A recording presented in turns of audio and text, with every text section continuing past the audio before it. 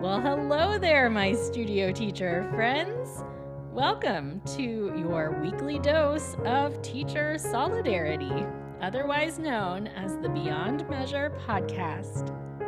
Christina Whitlock here, your host and anytime piano teacher friend.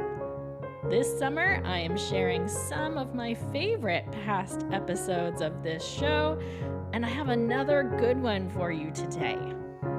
You know, in the musical Hamilton, how Aaron Burr is always saying, talk less, smile more.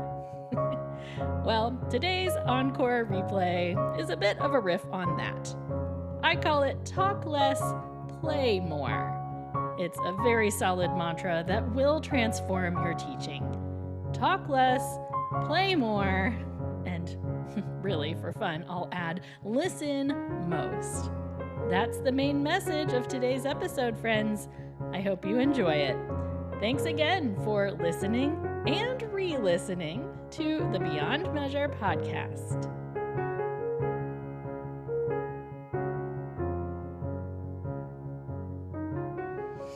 Okay, so today we are talking about the importance of being succinct with our words in our lessons.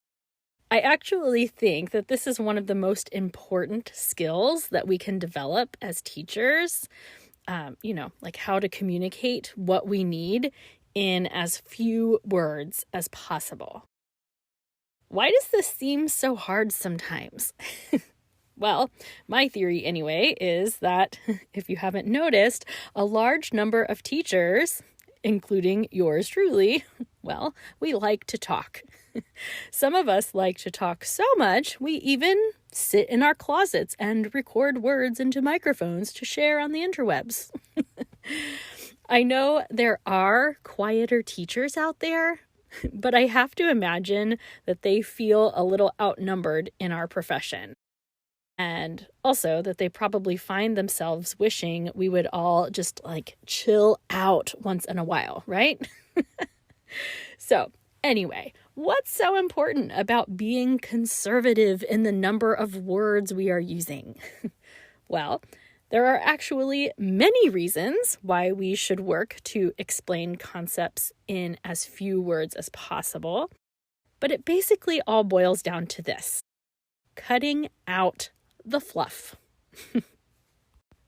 I'll tell you a story about the first time I submitted a proposal to speak at the MTNA National Conference. So this was back in 2016. It was for the San Antonio Conference, which was amazing, by the way. I was incredibly excited when my proposal was accepted, but my heart also sank when I realized that they had assigned me to a 20-minute session and not the full 60-minute session I had planned for.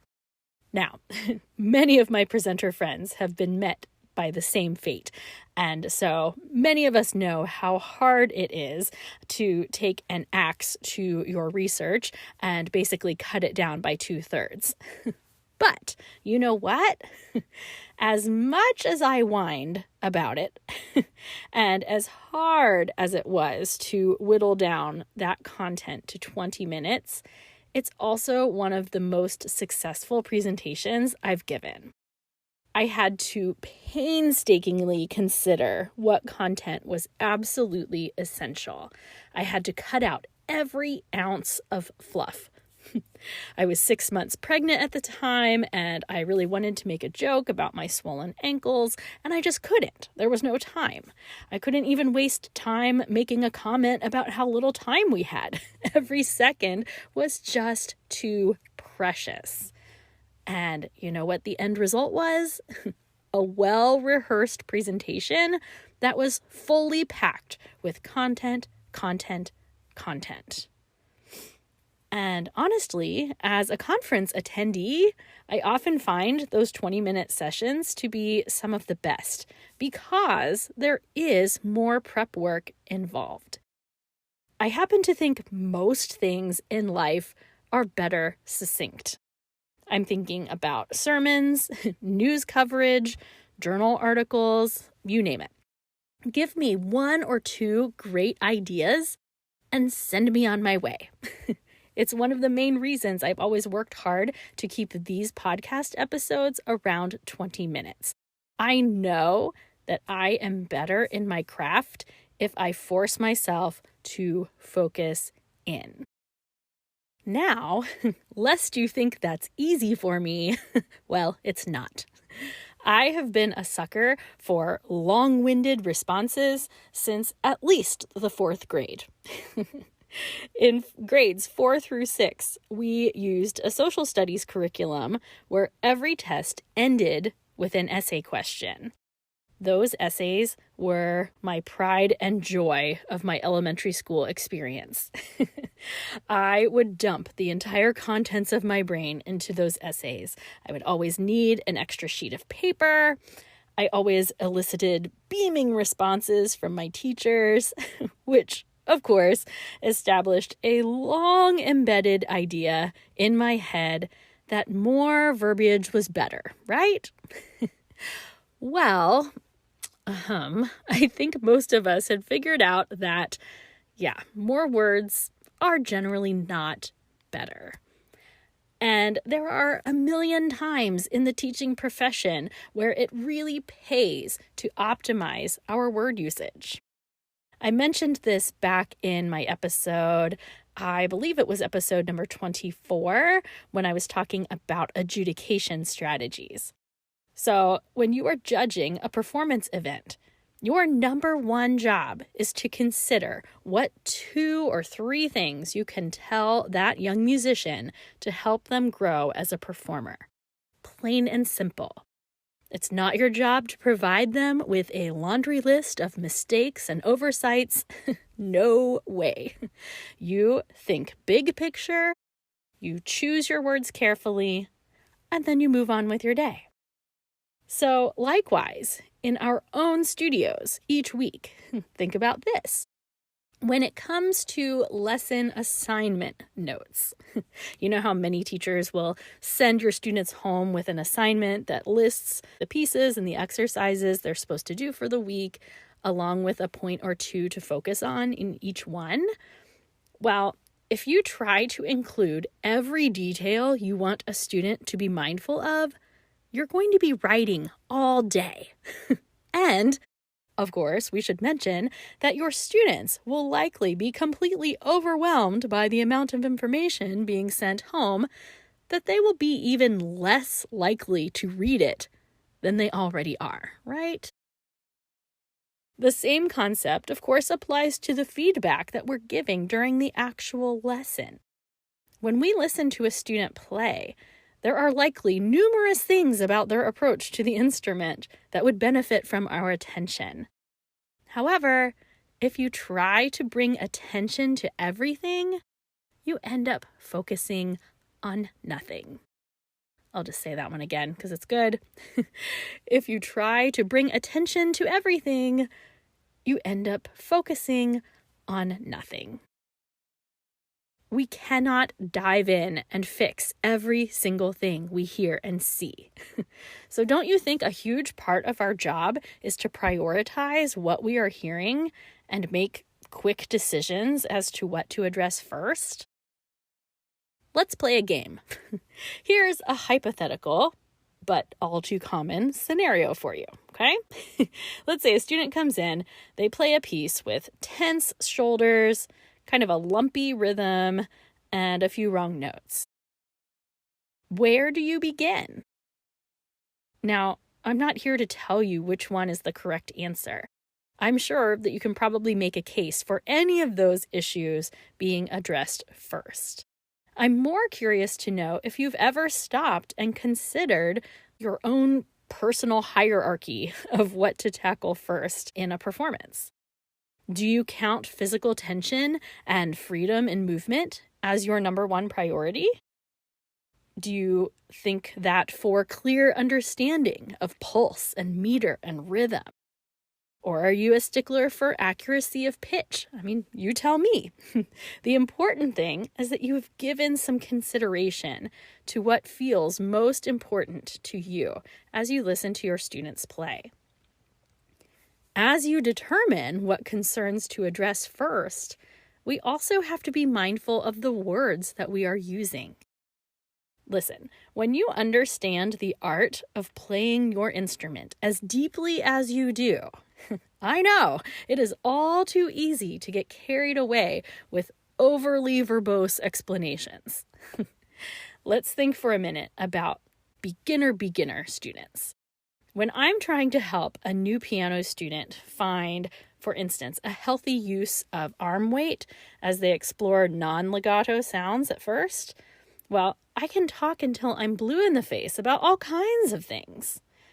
Or I can just show them. Same thing, I can tell them what proper posture looks like, or I can, just show them. I can describe the way different articulations sound and the physical gestures behind them. Or, as you can guess, I can just show them. And I don't think I have to tell you which one of those is more effective. P.S. It's showing them, by the way, not telling them. If I were going to give you a homework assignment for today, it would be this. I want you to think about that one thing that you feel like you say over and over and over again in lessons, but you wish you didn't have to. I mean, we all have them. So what do you say so often that it makes you want to give a big, heavy sigh every time you repeat it? For piano teachers, sometimes it's something like, hey, your left hand. Left hand. Yeah, no, your left hand. But whatever it might be for you. So, do you have something in mind that you say all the time, but wish you didn't have to? Okay, now I want you to consider for a moment if there is any way to communicate that in more of a demonstrative manner. So, at the very least, I would say that you need to come up with a few different ways of phrasing the request that you're talking about. Because if you're saying it so many times over and over again, it must not be very effective, right? But seriously, is there a way to communicate that directive without any words at all? I think this is a really great exercise for our own teaching skills. You know, if we can ponder more ways of demonstrating ideas to students rather than talking ourselves in circles all day, just sounds like a really great exercise, right? I always teach my pedagogy students a principle that goes like this. Talk less, play more, listen most. I'll repeat that one. It's talk less, play more, and listen most. I say this all the time to my students because, of course, our tendencies as educators is to talk. We have a lot of knowledge in our brains, and we are generally, as teachers, wired in a way that compels us to share that knowledge with others. But yes, in my own friendly twist on Aaron Burr's famous line in the Hamilton musical, we should all ponder how to talk less, play more. By the way, that goes for both our students and ourselves. We all should be playing more in the lesson. And step 3, listen the most. Of course, that includes listening to our students as they play and as they speak. So, in an effort not to add a bunch of superfluous verbiage to this episode, I'm going to wrap us up today with a toast right now. Music teacher friends of the world, let's just take a moment and give ourselves a nice solid pat on the back for the wealth of knowledge swirling around our brains, shall we? Seriously, regardless of how many years you've been teaching or how long you've played your instrument, we all bring a uniquely impressive amount of experience and perspective to our teaching. And really, even better, those of you listening are obviously committed to learning more and bettering yourselves as teachers. And hey, I am right there with you. So, as we journey together towards being better for our students, may we really consider how to use our words most effectively. May we use words to speak only when necessary. So that way, we are working towards this master plan of talking less, playing more, and listening most. Our lessons are going to run in a more timely manner, and the results are likely going to be even better. So I can definitely cheers to that. So raise your glass with me. Hear, hear to my multi-talented teacher friends. Well, there we have it. Episode 42 in the books. I just want to echo again how much I appreciate your encouragement in this little podcast project of mine. I think we're having a pretty good time over on Instagram specifically. So make sure you hop over there and follow Beyond Measure Podcast, will ya? You can also find me over on Facebook as well. So until we meet again, let's all agree to work hard, rest well, and be nice. Thanks so much, my friends.